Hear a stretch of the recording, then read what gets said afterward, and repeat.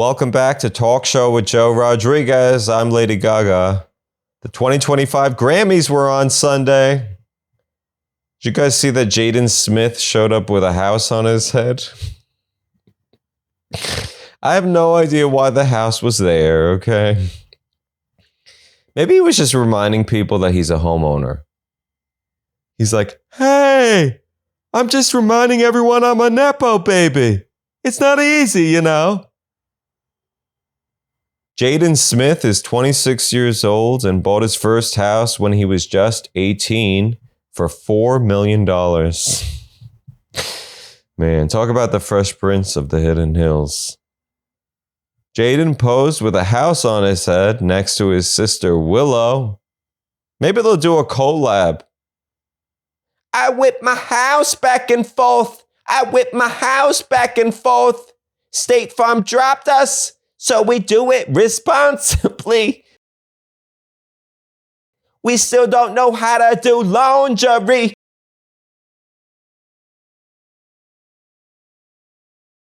More Sunday television news. Did you guys see the NFL Pro Bowl on ESPN? On ABC? The Pro Bowl games are basically this little thing that they do before the game later in the day. I guess it's for like football DUI people who like wake up early. They're like, I want to watch the game now. And then they're like, oh, I have this Dave and Buster's football players. They literally had to take the balls at one point and throw them at a frickin' moving sign. I was like, what's next? Skee ball? Coin tilt? Are we collecting tickets to win a panda? The football players even played dodgeball. It just reminded me how I got dodgeball taken away in 5th grade. Someone threw the ball at my crotch and I cried. I guess my ball's inflated and that's why I have a podcast now. Is anyone still on Twitter? I can't go on Twitter anymore. I was using Twitter solely to view adult content, I'll be honest with you. Now it's forcing me to follow people. I'll just be scrolling through my daily smut, and then it will just be like a video of Alex Jones rambling like the Cookie Monster. I want cookies. Immigrants bad. Cookies good. I think Alex Jones is living in a McDonald's dumpster. You know, he lives there just for the acoustics. I like Echo. I can't do Twitter anymore. I'll just be scrolling through this sausage fest I call an algorithm. And then there'll just be like a random conspiracy theorist telling me that the American Airlines flight was orchestrated by the government. Talk about a boner kill. I can kind of understand why conspiracy theorists are appealing. They tell you stuff that you haven't heard anywhere else. This one guy said that the Black Hawk helicopter took off from someone's backyard. I was like, all right, you have my attention. I put my pants back on. Yeah, I think conspiracy theorists are interesting because it's like information outside the mainstream media cycle that you've ingested for 24 hours. It's captivating. And it makes more sense than reality, which has no explanation. It's an immediate answer, you know? I think I'll still stick to the mainstream media, though. It's kind of like investing in the stock market. You don't feel 100% sure about how it works, but it still seems safer than something called Dogecoin. Conspiracy theories also would require like hundreds of government officials to be lying about the same thing. Do you remember when Rudy Giuliani's hair dye leaked out? Politicians can't even convince people of their hair color, let alone a secret, intricate plot to like take down a plane of figure skaters? Come on. Is anyone watching Good Morning America? I clearly had the TV on this week. I like watching the version of Good Morning America that comes on later in the morning. You're watching GMA3. Good morning, sleepyhead. The stock market crash crashed and Trump now poops in a watermelon.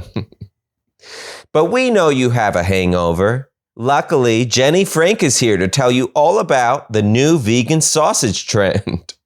It's just such a chaotic tone on that show. The gay dating app Grindr went down on Monday. Users couldn't log in, tap, or message for about 2 hours. Marco Rubio had to go back to reading shampoo bottles on the toilet. Do I write my phone number on this? How am I supposed to find a glory hole like this? Listen, Valentine's Day is coming up. Former President Joe Biden signed with CAA this week. No idea why. Is he auditioning for A Quiet Place 3? They're like, and action. Joe's like, did someone ask me to shake their hand? He just fist bumps the air. They're like, cut. Joe, you died. You're not supposed to talk. He's like, And then he'll book the role. Hollywood is crazy. All right, I think it's time for your clickbait report. The clickbait report is where I review this week's most click-worthy or worthless news articles. All right, Breaking Bad writers, I have a new gig for you. There's a new opioid on the market. This week, the FDA approved the sale of a new non-opioid pain medicine called Journavx. Suzetrigine, sold as Journavx, inhibits pain receptors outside the brain if taken twice daily. Sounds like Marjorie Taylor Greene just found her new favorite candy. She's going to give one to RFK. Try this. Trust me, it has no seed oils. I wonder if you can operate heavy machinery while you're on this. I'm looking to trade my Chevy Trax for like a cement truck. That's the only way I'll ever merge in this city. Oh, you don't want to let me in? Pick a pretty face to be cemented in forever, bro. I'm on Journavx, and I'm out of control. Scientists consider the drug to be a major breakthrough because of Journavx's lack of addictive properties and hope it could vastly cut down on opioid deaths. Journavx will cost $15.50 per pill, which is still cheaper than one egg. All right, this one's for my Home Depot boys. A rare fluffy plant has been discovered living in Chile's deserts for over 3,000 years. Did Bernie Sanders plant this? Oh, that's my matcha. Leave it alone. The Yareta plant, a cousin of carrots, fennel, and parsley, grows just 1 centimeter a year. Did you invite Yareta to the party? He's our cousin, you know. Oh no, I didn't invite him. By the time he gets here, I'll be dead in someone's produce drawer. I'm a carrot. The plant features densely packed lime green flowering buds. They kind of look like green beach bowls in the desert. Yareta plants were once used to power locomotives and can even help muscle pain if ingested. Okay, we've been lost in the desert for 2,000 years. Time to play volleyball. Hey, but my shoulder's fucked up. Oh, I got you, bro. Time for more science news. A new study has revealed the best nut for anti-aging. Put your pants back on. A new study from the Journal of Aging Research says that walnuts are a superfood that contain fatty acids and anti-inflammatory properties that can help delay aging. I still think the best nut you can have is on a Hilton window, but I'll end my comments there. This one's a shocker. A woman woke up from a stroke with an Italian accent. 58-year-old Althea Bryden from London underwent surgery in July for a blocked artery and woke up with an Italian accent. Bryden initially couldn't speak or move the left side of her body, but then started using words like bambino, mamma mia, and si. Does she think she's Super Mario? It's me, Althea. I'm going to hell. Doctors suspect Althea suffers from a rare neurological condition called foreign accent syndrome, which can happen after traumatic brain injuries. Now she just needs to master 4 more accents so she can join the Groundlings. Althea really wishes she could go back to her old self. It's said she even incorporates Italian gestures into her body language now. She's going to get cut off in traffic and be like, "Hey, motherfucker!" And then do the Bon Appetit motion. She's like, "I'm going to take a shot of a SpaghettiOs now." All right, I think it's time to get serious. A gay Catholic flight attendant has been fired by United Airlines after off-color comments about penetration. Guess they weren't headed to Palm Springs. Ruben Sanchez was a flight attendant who worked for United for 28 years before getting fired after a passenger overheard him telling another flight attendant that he likes getting double penetrated. Finding out someone likes to get double penetrated is about as interesting as a weather report to me. You like 2 dicks in your ass? Cool, I'll take my Biscoff and pretzels now. The passenger reportedly complained about the comments via Twitter message to United. Sanchez went so far as to say that marriage can only be between a man and a woman and doesn't believe in trans rights since it's impossible to actually change biological sex. Time to put down the Jernovics. Mr. Sanchez also describes himself as a gay Roman Catholic.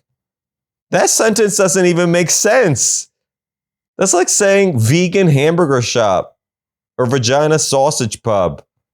When the Milo Yiannopoulos, that guy. Yiannopoulos? I don't fucking know. Speaking of Palm Springs, a bear under an Altadena home was too fat to tranquilize. Did they try Long Island iced teas? How about a cranberry vodka from the Abbey? Homeowner Sammy Arbid was shocked upon returning to his fire-evacuated home in California.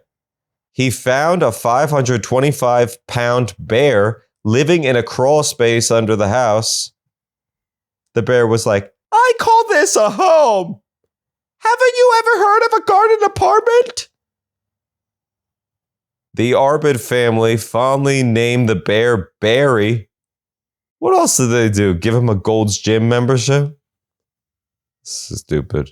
The California Department of Fish and Wildlife realized that the bear was too fat to tranquilize, and instead workers went to Stater Brothers grocery store to buy the bear a feast. This is not the plot of The Whale, okay?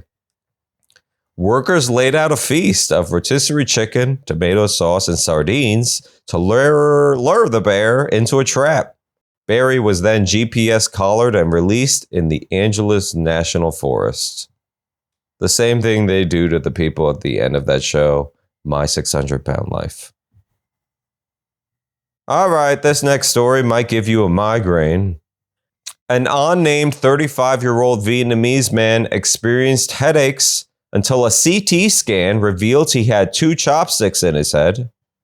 Doctors noticed heightened intracranial pressure, and multiple tests revealed the chopsticks lodged in his nasal cavity. The doctors were like, "Oh, we've seen this before. The old chopsticks up the nose. All right, sir, bend over and cough. We got to make sure you don't have a walk up your ass." The patient was rightfully shocked to find out about the chopsticks in his head. Then he remembered he had been in a bar fight 5 months earlier and could only recall someone giving him a blow to the face. Was he eating at Hell's Kitchen? Gordon Ramsay got mad because he tried to eat a beef Wellington with chopsticks. "What are you? An idiot fortune cookie?" Time for some sad news.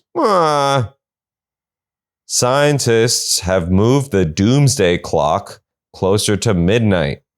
Teenagers are like, is a doomsday clock what we're calling Halloween Horror Nights now?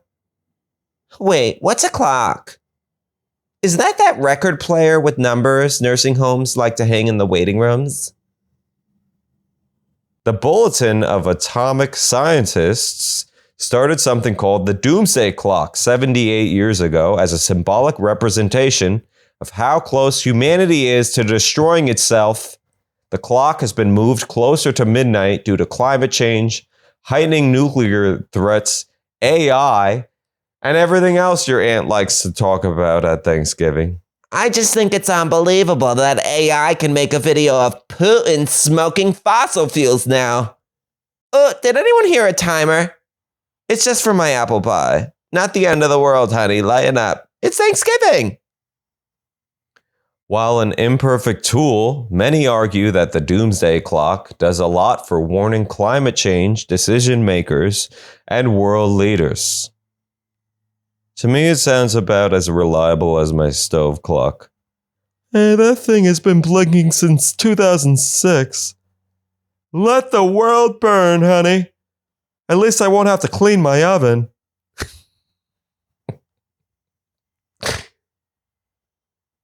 All right, I saved the best one for last. A man caught cops doing donuts in a snowy parking lot and got into an internet feud with the police. Texas local Hamon Brown caught a police cruiser doing spins in a parking lot and posted the video to Facebook. The Texas Police Union, mad at his snitching, decided to point out that Hamon once took a video of himself illegally riding on a car's windshield, and now he has duct tape holding his window together. Oh, man. I guess the doomsday clock is like, the line is right at midnight now. This entire story sounds like something that would happen in Florida. Cops doing donuts? Unions fighting on Facebook? A man named Hamon? All you need is a crocodile and a Mickey shirt for it to sound like a page out of the Florida Constitution. All right, I'll let Tony Hinchcliffe handle the rest of the jokes about this one. I'm tired. I'm going to sleep. I'm Joe Rodriguez. That's this week's episode. Be sure to follow me on Instagram, Joe Rodriguez Comedy 1. I'll see you next week.